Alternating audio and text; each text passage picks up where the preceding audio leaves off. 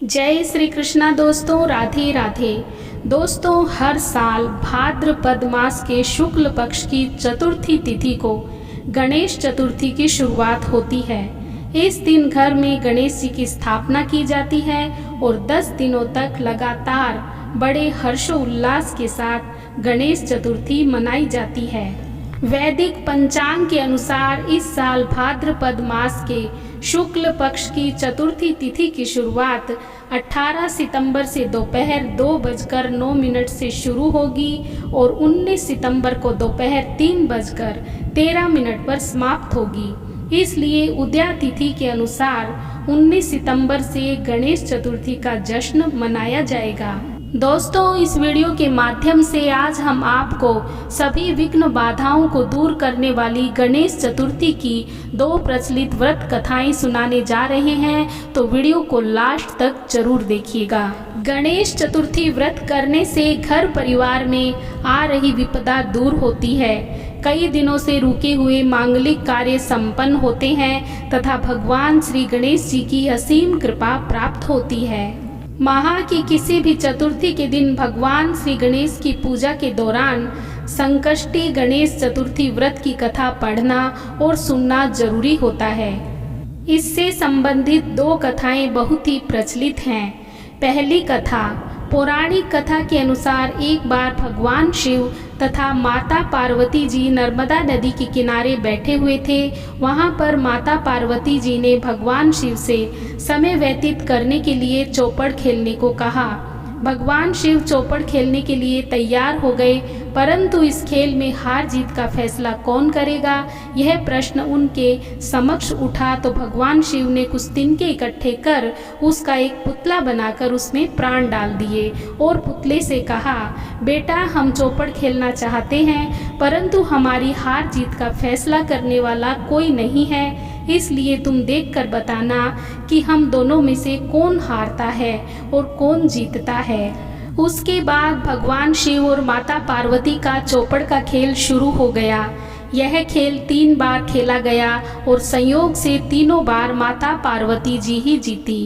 खेल समाप्त होने के बाद बालक से हार जीत का फैसला करने के लिए कहा गया तो उस बालक ने महादेव को विजयी बताया। यह सुनकर माता पार्वती जी क्रोधित हो गई और क्रोध में उन्होंने बालक को लंगड़ा होने का और कीचड़ में पड़े रहने का श्राप दे दिया। बालक ने माता पार्वती से माफ़ी मांगी और कहा कि यह मुझसे अज्ञानतावश ऐसा हुआ है, मैंने किसी द्वेष भाव में ऐसा नहीं किया।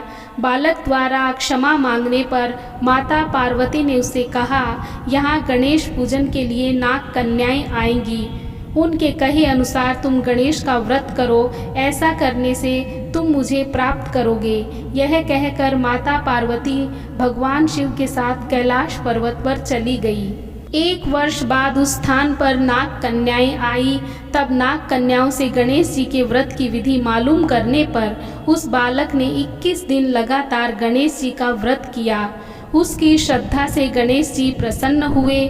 उन्होंने बालक को मनोवांछित फल मांगने के लिए कहा। उस पर उस बालक ने कहा, हे गणेश जी, मुझे इतनी शक्ति दीजिए कि मैं अपने पैरों से चलकर अपने माता पिता के साथ कैलाश पर्वत पर पहुंच सकूं और वे ये देखकर प्रसन्न हों। तब बालक को वरदान देकर भगवान गणेश अंतर्ध्यान हो गए। इसके बाद वह बालक कैलाश पर्वत पर पहुंच गया और कैलाश पर्वत पर पहुंचने की अपनी कथा उसने भगवान शिव को सुनाई। चौपड़ वाले दिन से माता पार्वती शिव जी से विमुख हो गई थी, अतः देवी के रुष्ट होने पर भगवान शिव ने भी बालक को बताए अनुसार 21 दिनों तक श्री गणेश का व्रत किया। इस व्रत के प्रभाव से माता पार्वती के मन में भगवान शिव के लिए जो नाराजगी थी वह समाप्त हो गई। तब यह व्रत विधि भगवान शंकर ने माता पार्वती को बताई। यह सुनकर माता पार्वती के मन में भी अपने पुत्र कार्तिकेय से मिलने की इच्छा जागृत हुई। तब माता पार्वती ने भी 21 दिन तक भगवान गणेश जी का व्रत किया तथा दूर्वा, फूल और लड्डुओं से गणेश जी का पूजन पाठ किया। व्रत के 21वें दिन कार्तिकेय स्वयं माता पार्वती से आ मिले। उस दिन से भगवान गणेश जी का यह चतुर्थी व्रत समस्त मनोकामनाओं की पूर्ति करने वाला व्रत माना जाता है। इस व्रत को करने से मनुष्य के सारे कष्ट दूर होकर मनुष्य को समस्त सुखों की प्राप्ति होती है। दूसरी कथा। पौराणिक कथा के अनुसार एक समय की बात है, राजा हरिश्चंद्र के राज्य में एक कुम्हार रहता था। वह मिट्टी के बर्तन बनाता, लेकिन वे कच्चे रह जाते थे। एक पुजारी की सलाह पर उसने इस समस्या को दूर करने के लिए एक छोटे बालक को मिट्टी के बर्तनों के साथ आवा में डाल दिया। उस दिन संकष्टी चतुर्थी का दिन था। उस बच्चे की माँ अपने बेटे के लिए परेशान थी। उसने गणेश जी से बेटे की कुशलता की प्रार्थना की। दूसरे दिन जब कुम्हार ने सुबह उठकर देखा तो आवा में उसके बर्तन तो पक गए थे, लेकिन बच्चे का बाल भी बांका नहीं हुआ था। वह डर गया और राजा के दरबार में जाकर सारी घटना बताई।